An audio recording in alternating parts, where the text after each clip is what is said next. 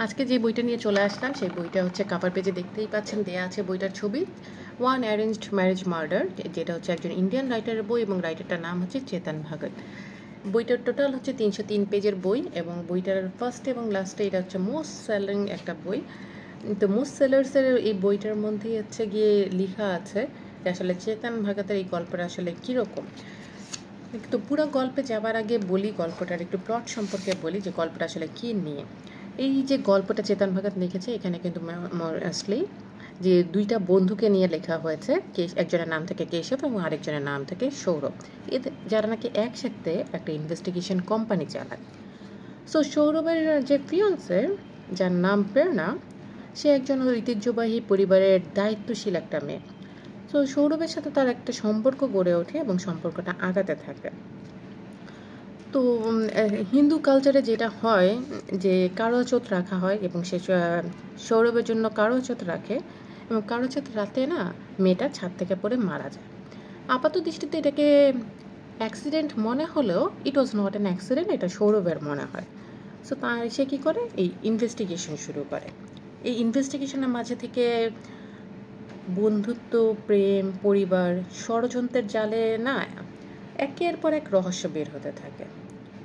তো যেটা বলছিলাম যে এই ব্যাপারগুলা যে লাভ, ফ্রেন্ডশিপ, তারপর পরিবার এবং অপরাধবোধের একটা রোমাঞ্চকর ব্যাপার না রাইটার ফুটিয়ে তুলেছে এই বইটাতে। তারপর বলবো যে এই বইটার প্লটে তো আগেই বলেছি যে প্রেরণা মারা যায় এবং সেইটা নিয়েই কাহিনী।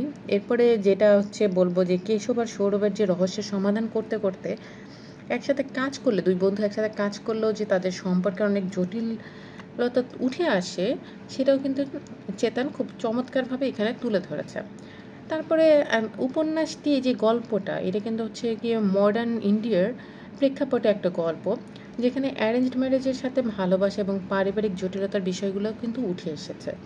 মনে হবে কি পড়লে যে এইগুলো হ্যাঁ আপনার আমার কাহিনী, এবং পাঠক না প্রত্যেকটা ব্যাপারে মানে প্রত্যেকটা চ্যাপ্টারে এত বেশি টুইস্ট এনেছে, এটা ইন্ডিয়ান রাইটার বলেই কি না, কিন্তু এত দারুণভাবে টুইস্ট এনেছে যে পাঠককে না বারবার ভাবতে বাধ্য করে যে এরপরে কি হবে। অডিয়েন্স কখনোই মানে যারা বইটা পড়বে তারা একভাবে চিন্তা করতে পারবে না। এখন বলবো যে বইটা আসলে কেন পড়বো, আরও কয়েকটা রিজন বলি। এইখানে না প্রেম, বিশ্বাস, সন্দেহ এবং সামাজিক চাপে যে সম্পর্কের টানাপড়নের ব্যাপারগুলো, এইগুলো না একদম বাস্তবভাবে তুলে ধরেছে। তারপর প্রকৃতি বন্ধুরা যে সবসময় পাশে থাকে, এটা কিন্তু কেশব আর সৌরভকে বারবার এইখানে প্রমাণ করেছে। তারপরে বলবো যে ভারতীয় পরিবারের যে মূল্যবোধগুলোও কিন্তু খুব চমৎকারভাবে উঠে এসছে এই বইটার মধ্যে। ভালোবাসা, অভিমান, অপরাধবোধের মিশ্রণে লেখা না এই বইটা। তারপরে যারা ইংরেজিতে নতুন কিংবা যারা লাইট থ্রিলার লাইক করে তাদের জন্য কিন্তু এটা চমৎকার একটা বই।